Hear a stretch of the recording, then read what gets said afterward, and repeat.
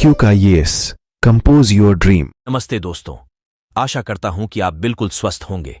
आज हम आपसे चर्चा करने जा रहे हैं जलधारा के विषय में। आपने नदी को बहते हुए देखा होगा। जैसे नदी में धाराएं चलती हैं, वैसे ही समुद्र में भी जलधाराएं चलती हैं। महासागरों में नदी जैसा अनेक ठंडी गर्म जलधाराएं चलती हैं। ये जलधाराएं महासागरों में वर्ष भर चलती है और क्षैतिज रूप से गतिमान है, जिसे हम एक एक करके जानेंगे। मुख्यतः 3 महासागरों में ठंडी और गर्म जलधाराएं चलती हैं, जिसे हमें विशेष रूप से पढ़ना है। पहला, हिंद महासागर की जलधाराएं, दूसरा प्रशांत महासागर की जलधाराएं और तीसरा अटलांटिक महासागर की जलधाराएं। हम पहले ये जानेंगे कि महासागरों में जलधाराओं की उत्पत्ति होती कैसे है।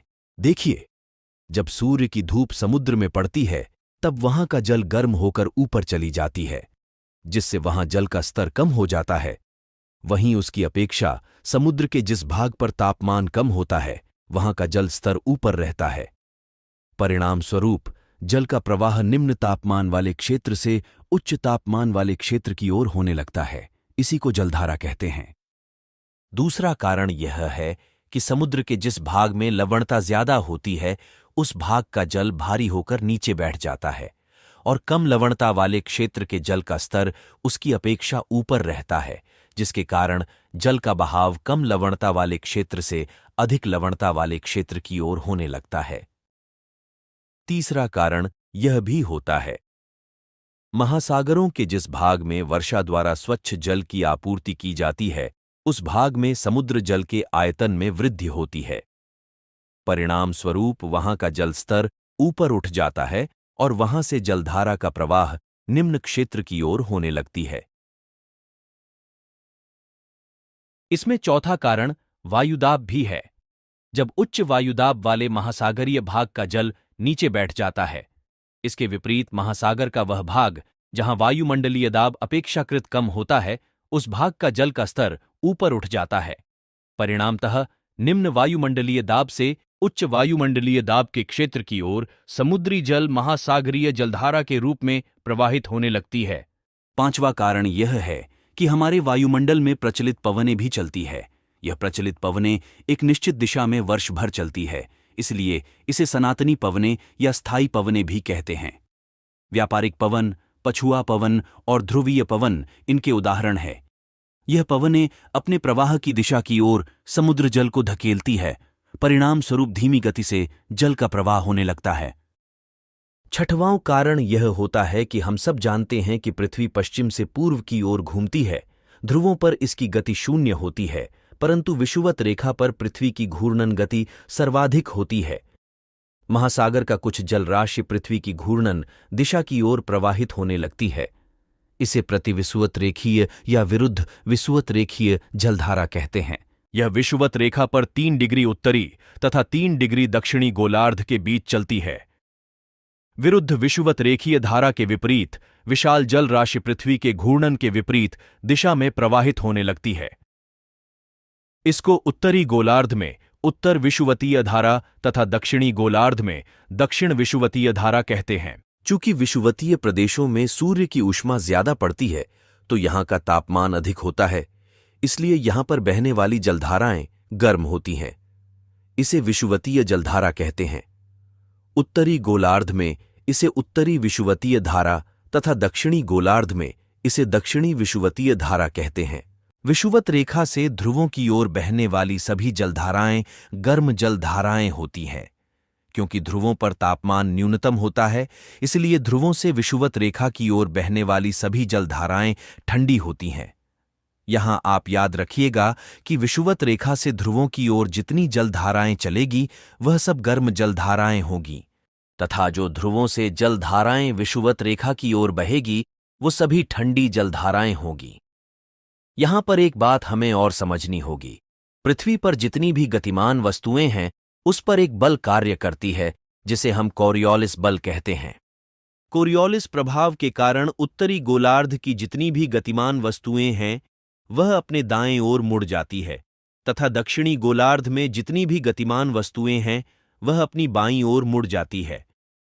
जब गर्म जलधाराएं विषुवत रेखा से ध्रुव की ओर उत्तरी गोलार्ध में बहती है तो वह अपने दाएं मुड़कर जाती है तथा दक्षिणी गोलार्ध में ध्रुवों की ओर बाएं मुड़कर जाती है।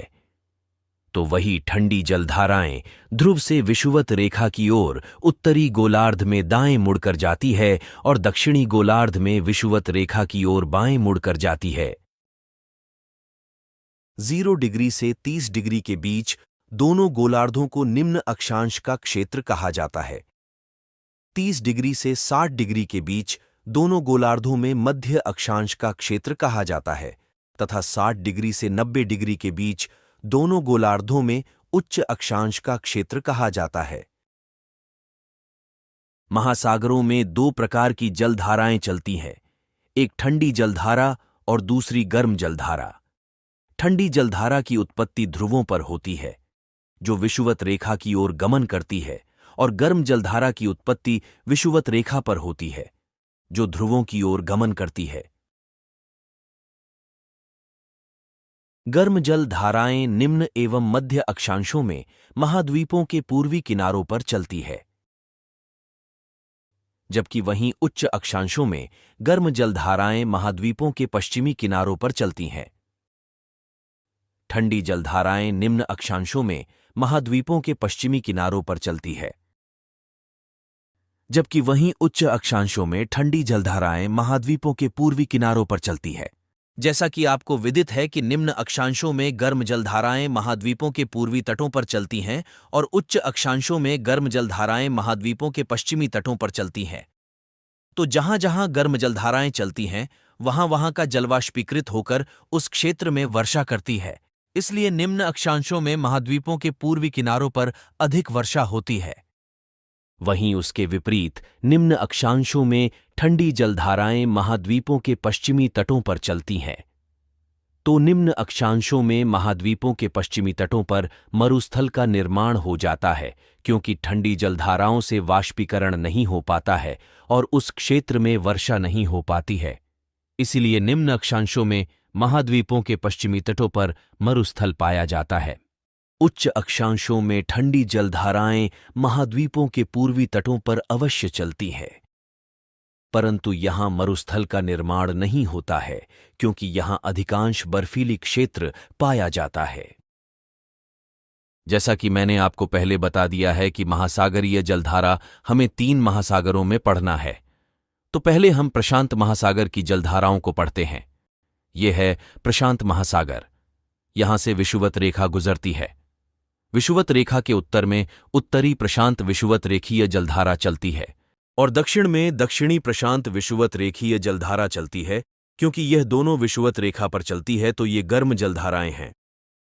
पहले हम उत्तरी प्रशांत महासागर के जलधाराओं का अध्ययन करेंगे। इसमें एक जलधारा उत्तरी प्रशांत विषुवत रेखीय जलधारा है जो कि गर्म जलधारा है। जब उत्तरी प्रशांत विषुवत रेखीय धारा फिलीपींस द्वीप समूह तक पहुंचती है तो उसके बाद ताइवान तथा जापान के पूर्वी तट के साथ उत्तरी दिशा में प्रवाहित होने लगती है, जिसे क्योरोशियो जलधारा कहते हैं। यह एक गर्म जलधारा है। जब क्योरोशियो जलधारा की शाखा जापान सागर में प्रवेश करती है तो इसको वहां सुशिमो की धारा कहते हैं। ध्रुवों से आती एक जलधारा जो रूस के कमचटका प्रायद्वीप के पास बहती है, जिसका नाम ओयासीवो जलधारा है। इसे क्योराइल की ठंडी जलधारा भी कहते हैं। यह जलधारा जब क्योरोशियो जलधारा से मिलती है तो घना कुहासा छा जाता है, जो यहां के मौसम को प्रभावित करता है। यहां पर एक बात और जानना होगा कि जब ठंडी जलधारा और गर्म जलधारा आपस में मिलती है तो वहां कुहासा छा जाता है। ऐसे क्षेत्र में प्लैंकटन नामक घास का विकास अधिक मात्रा में होता है। ये प्लैंकटन मछलियों का आहार है, इसलिए ऐसे क्षेत्रों में मछली उत्पादन ज्यादा होता है। क्योरोशियो एक गर्म जलधारा है और ओयाशियो एक ठंडी जलधारा है। दोनों के मिलने से यह क्षेत्र मछली उत्पादन के लिए जानी जाती है। वहीं पर सखालीन के समीप ओखोटस्क नाम की ठंडी जलधारा बहती है, जो ओयासिवो धारा से मिल जाती है। ओयाशियो जलधारा अंत में क्योरोशियो जलधारा से मिलकर उसके गर्म जल के नीचे विलुप्त हो जाती है। उत्तरी अमेरिका के कैलिफोर्निया तट पर एक जलधारा बहती है जिसका नाम कैलिफोर्निया की ठंडी जलधारा है। ये धारा निचले अक्षांशों में आकर उत्तरी विषुवतीय धारा से मिल जाती है। अलास्का और ब्रिटिश कोलंबिया के तटों पर एक गर्म जलधारा बहती है जिसका नाम अलास्का की जलधारा है। यह एक गर्म जलधारा है जो घड़ी की सुई के विपरीत दिशा में प्रवाहित होती है। अब हम दक्षिणी प्रशांत महासागर की जलधाराओं को देख लेते हैं। यहां पर दक्षिणी विषुवतीय धारा बहती है। विषुवत रेखा के पास होने से यह एक गर्म जलधारा है। यही जलधारा जब आगे जाकर ऑस्ट्रेलिया के पूर्वी तट पर बहती है तो इसे पूर्वी ऑस्ट्रेलियाई जलधारा कहते हैं। यह भी एक गर्म जलधारा है। सबसे दक्षिण में जाए तो अंटार्कटिका महाद्वीप के पास एक जलधारा बहती है जिसे अंटार्कटिक जलधारा या पश्चिमी पवन प्रवाह भी कहते हैं। यह धारा अंटार्कटिका महाद्वीप के चारों ओर चक्कर लगाती है जिसकी दिशा पश्चिम से पूर्व की ओर है। क्योंकि दक्षिणी ध्रुव पर बहती है इसलिए यह एक ठंडी जलधारा है। पछुआ पवन के प्रभाव में आकर पश्चिम से पूर्व दिशा में दक्षिण प्रशांत जलधारा बहती है। यह जलधारा दक्षिणी अमेरिका के दक्षिणी पश्चिमी तट पर पहुंचकर उत्तर की ओर मुड़ जाती है। दक्षिण अमेरिका का एक देश पेरू है, इसलिए पेरू के पास बहने से इस जलधारा को पेरू जलधारा कहते हैं। पेरू जलधारा का खोज हम्बोल्ट नामक भूगोलवेत्ता ने किया था, इसलिए इसे हम्बोल्ट की जलधारा कहते हैं। इसका तापमान तथा लवणता दोनों ही कम है। यह एक ठंडी जलधारा है जो अंत में दक्षिणी विषुवत धारा में विलीन होकर एक चक्र पूरा करती है। उत्तरी और दक्षिणी विषुवतीय धाराओं के मध्य एक जलधारा पश्चिम से पूर्व की ओर बहती है जिसे प्रतिविषुवतीय जलधारा कहते हैं। यह एक गर्म जलधारा है। कभी कभी प्रतिविषुवतीय धारा का विस्तार दक्षिण की ओर अर्थात पेरू के तट के समानांतर होने लगता है। इसी जलधारा को अल-नीनो कहते हैं। अल-नीनो का विस्तार पूर्वी प्रशांत महासागर में 3 डिग्री दक्षिणी अक्षांश से लगभग 32 डिग्री दक्षिणी अक्षांश के बीच देखा जाता है। इसकी उत्पत्ति दिसंबर के महीने में होती है तथा यह मार्च-अप्रैल महीने तक अपनी स्थिति को बनाए रखता है। दिसंबर में उद्भव होने के कारण अल-नीनो को यीशु का बच्चा या भयावह बच्चा भी कहा जाता है। यह पेरू के तट से लगभग 166 किलोमीटर की दूरी पर उत्तर से दक्षिण दिशा की ओर चलती है। इसकी उत्पत्ति का कोई निश्चित वर्ष नहीं है, लेकिन सामान्यतः इसे 5 वर्षों के अंतराल पश्चात व्यापारिक पवनों के कमजोर होने पर इनकी उत्पत्ति देखी जाती है। अब हम देख लेते हैं विश्व पर अल-नीनो का क्या क्या प्रभाव पड़ता है। भारतीय उपमहाद्वीप के मानसूनी वर्षा में कमी देखी जाती है। पेरू की अर्थव्यवस्था मत्स्य पर आधारित है। अल-नीनो वर्ष में सागरीय तापमान में वृद्धि के कारण प्लैंकटन की कमी होती है जिसके परिणाम स्वरूप बड़ी संख्या में मछलियों की मृत्यु हो जाती है, जिससे पेरू की अर्थव्यवस्था प्रभावित होती है।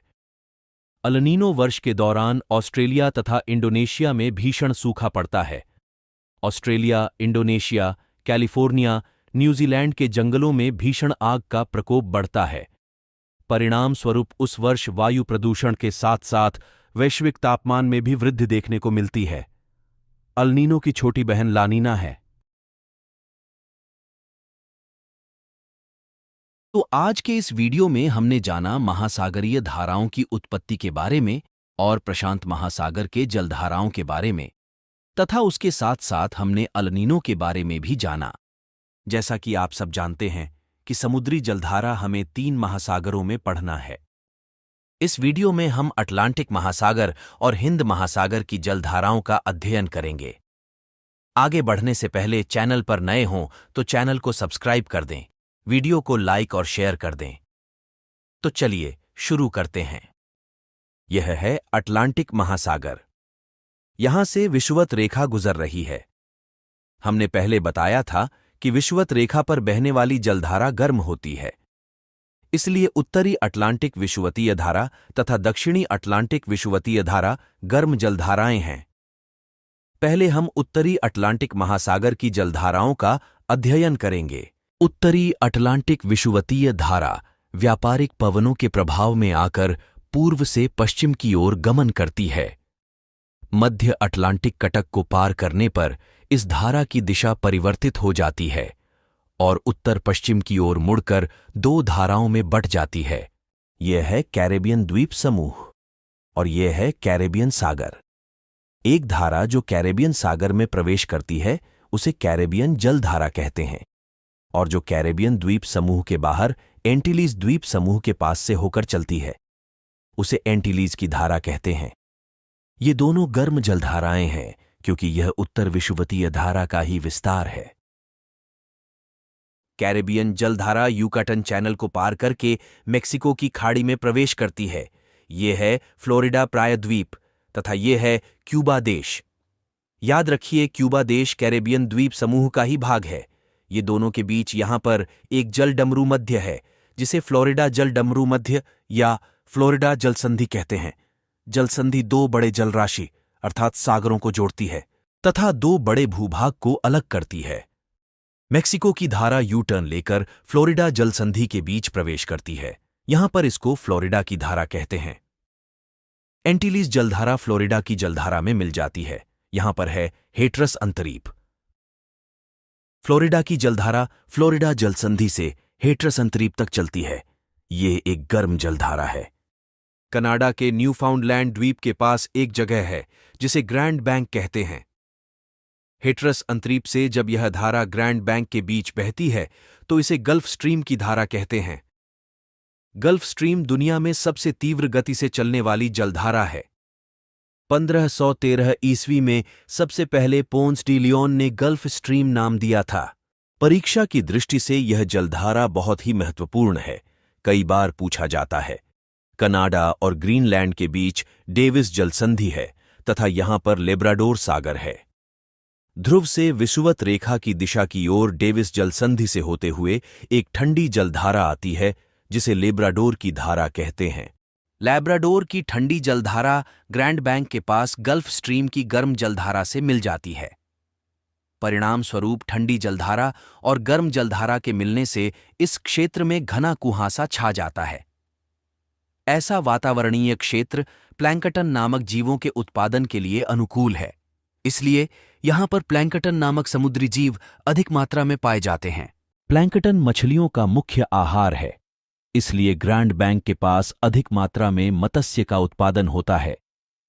40 डिग्री उत्तरी अक्षांश के पास गल्फ स्ट्रीम 5 धाराओं में बंट जाती है, इसलिए 40 डिग्री उत्तरी अक्षांश को अंध महासागर में गल्फ स्ट्रीम का डेल्टा कहा जाता है। ग्रीनलैंड और आइसलैंड के बीच डेनमार्क जलसंधि है। इस जलसंधि से एक जलधारा ग्रीनलैंड के पूर्वी तट के सहारे आती है जिसे ग्रीनलैंड की जलधारा कहते हैं। यह एक ठंडी जलधारा है क्योंकि यह ध्रुवीय प्रदेश से आ रही है। गल्फ स्ट्रीम की एक शाखा ग्रीनलैंड की धारा से मिल जाती है तो यहां भी घना कुहासा का क्षेत्र बन जाता है जो मछली उत्पादन के लिए अनुकूल है। गल्फ स्ट्रीम की दूसरी शाखा आइसलैंड के दक्षिणी तट पर बहती है। यहां पर इसे इर्मिंगर की धारा कहते हैं। यह भी एक गर्म जलधारा है। गल्फ स्ट्रीम की तीसरी शाखा नार्वे के पास बहती है। नार्वे के पास बहने से इसे नार्वे जलधारा कहते हैं। यह एक गर्म जलधारा है जो नार्वे के ठंडे प्रदेश को सुखमय बना देता है। इसलिए गल्फ स्ट्रीम को नार्वे का कंबल भी कहा जाता है। स्पेन और फ्रांस के मध्य बिस्के की खाड़ी है। गल्फ स्ट्रीम की एक शाखा बिस्के की खाड़ी में बहती है तो यहां पर इसे रेनेल की धारा कहते हैं। यह भी एक गर्म जलधारा है। गल्फ स्ट्रीम की एक शाखा भूमध्य सागर में चली जाती है। अफ्रीका महादेश के पश्चिमी सहारा देश के पास एक द्वीप समूह है जिसे कनारी द्वीप समूह कहते हैं। यहां पर उत्तर से दक्षिण की ओर एक धारा बहती है जिसे कनारी की ठंडी जलधारा कहते हैं। यह एक ठंडी जलधारा है जिसके कारण अफ्रीका के बड़े क्षेत्र में मरुस्थल का निर्माण हो जाता है। यह दुनिया का सबसे बड़ा मरुस्थल है जिसे सहारा मरुस्थल के नाम से जाना जाता है। इसलिए याद रखिएगा कि सहारा मरुस्थल का निर्माण कनारी की ठंडी जलधारा से हुआ है। कनारी की धारा आगे चलकर उत्तरी अटलांटिक विषुवतीय धारा में मिल जाती है और उत्तरी अटलांटिक महासागरी धाराओं का एक चक्र पूरा करती है।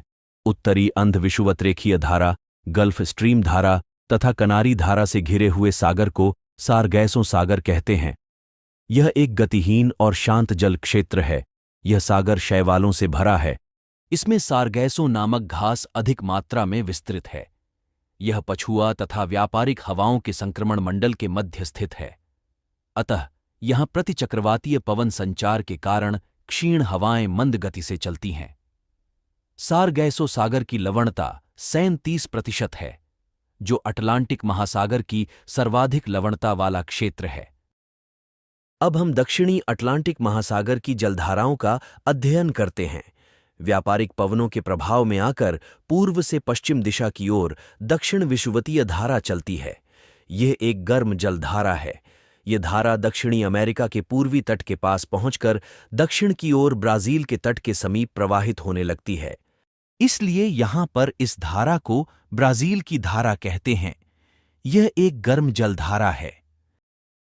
दक्षिणी अमेरिका के दक्षिणी पूर्वी तट के समीप एक देश है जिसका नाम फॉकलैंड है। जैसा कि आप सब जानते हैं कि पछुआ पवन के प्रभाव में आकर तीनों महासागर में एक ठंडी जलधारा चलती है जिसे पश्चिमी पवन प्रवाह कहते हैं। यह है अर्जेंटीना और यह है फॉकलैंड द्वीप। इन दोनों के बीच मैगेलन जलसंधि है। पछुआ पवन प्रवाह का एक शाखा फॉकलैंड द्वीप के समीप मैगेलन जलसंधि से उत्तरवर्ती होकर बहती है। इसे फॉकलैंड की धारा कहते हैं। क्योंकि यह पछुआ पवन प्रवाह का ही एक शाखा है, इसलिए यह एक ठंडी जलधारा है। इस ठंडी जलधारा के कारण अर्जेंटीना में पेटेंगोनिया मरुस्थल का निर्माण हो जाता है। ब्राजील की गर्म धारा फॉकलैंड की ठंडी जलधारा से जा मिलती है, तो यहां पर भी घना कुहासा का क्षेत्र बन जाता है, जो प्लैंकटन विकास हेतु आदर्श स्थिति है। क्योंकि प्लैंकटन मछलियों का आहार है, इसलिए यह दक्षिणी अंध महासागर में मत्स्य आखेट का मुख्य क्षेत्र माना जाता है। ब्राजील की धारा पछुआ पवन प्रवाह में मिल जाती है। जब पछुआ पवन प्रवाह दक्षिणी अफ्रीका के पश्चिमी तट पर पहुंचती है, तो इसकी एक शाखा उत्तमाशा अंतरीप, जिसे केप ऑफ गुड होप भी कहते हैं, यहां पहुंचकर यह धारा अफ्रीका के पश्चिमी तट के समीप उत्तरवर्ती होकर प्रवाहित होने लगती है। यह धारा बेंगुएला प्रदेश के समीप प्रवाहित होती है, इसलिए यहां पर इसे बेंगुएला की धारा कहते हैं। बेंगुएला की धारा ठंडी जलधारा है, इसलिए यह इस प्रदेश में कालाहारी मरुस्थल का निर्माण करता है।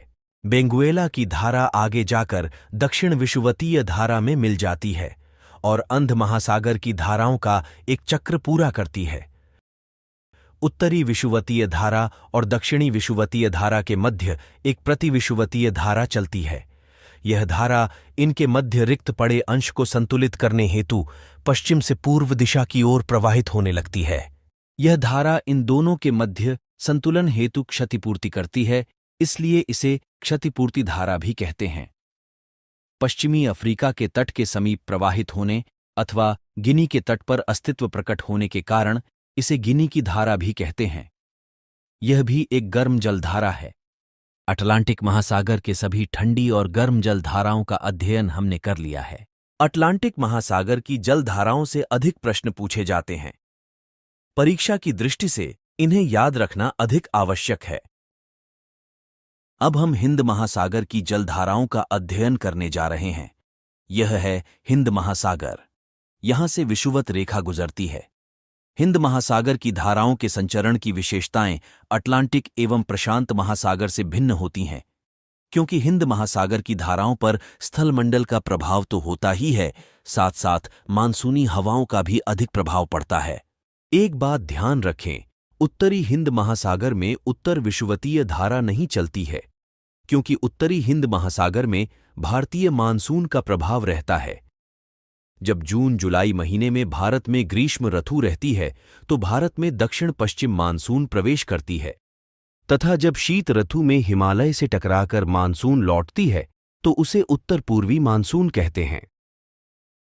उत्तरी हिंद महासागर एकमात्र महासागर है जिसमें मानसूनी हवाओं के कारण धाराओं की दिशा बदल जाती है।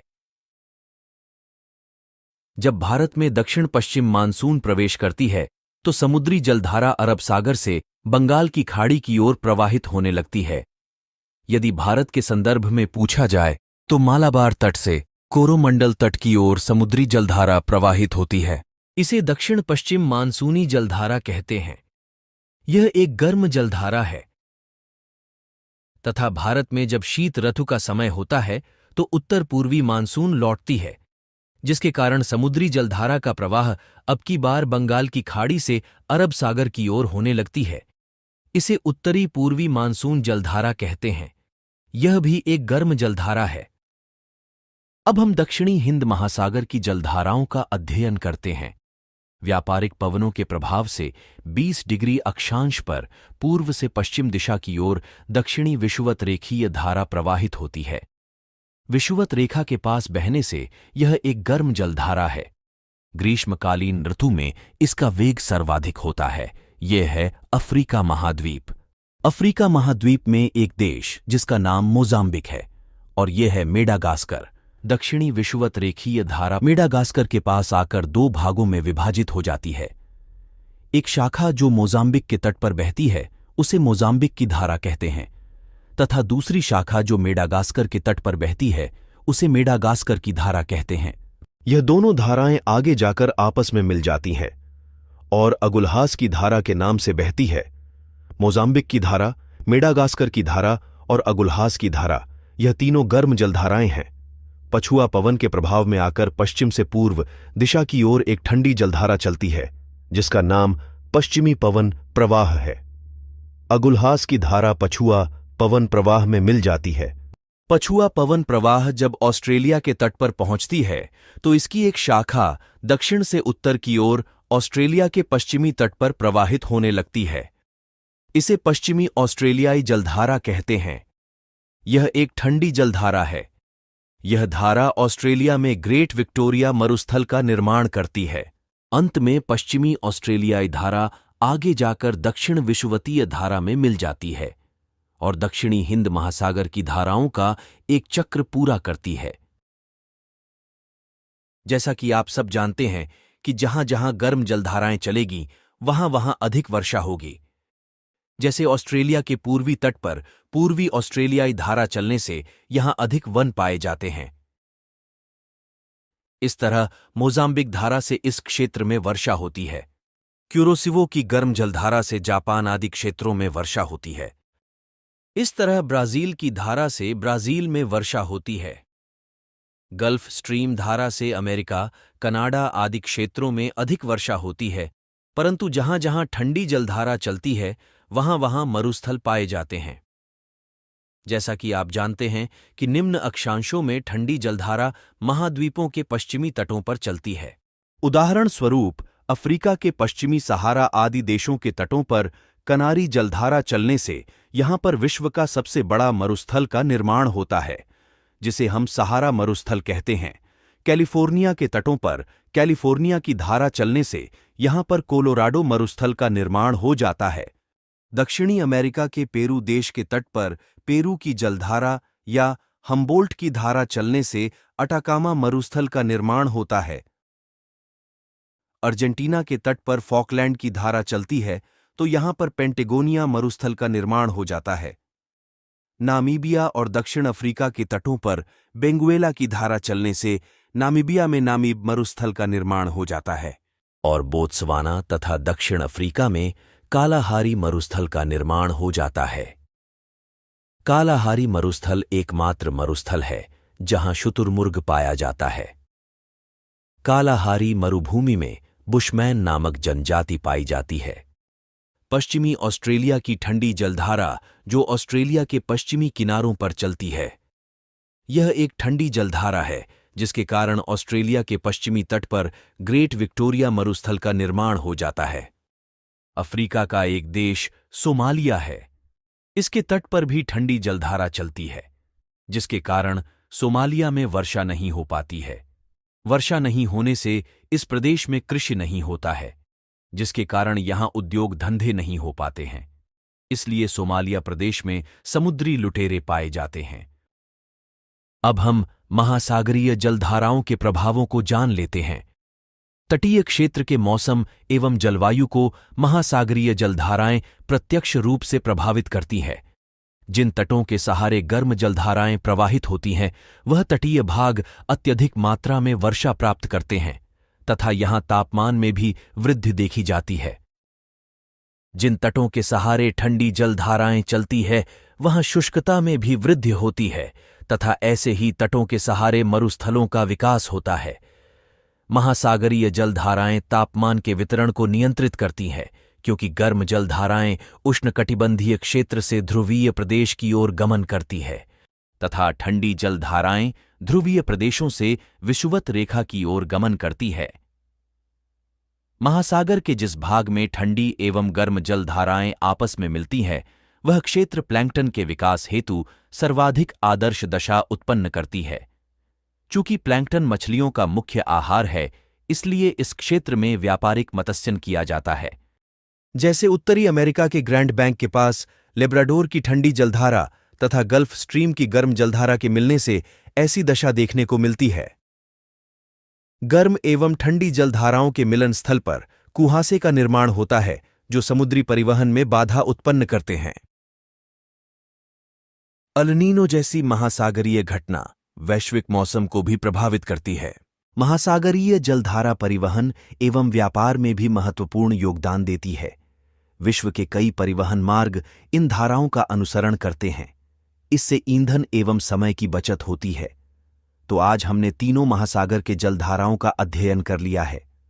वीडियो अच्छी लगी हो तो लाइक, सब्सक्राइब और शेयर करें। हेलो दोस्तों, कैसे हैं आप लोग।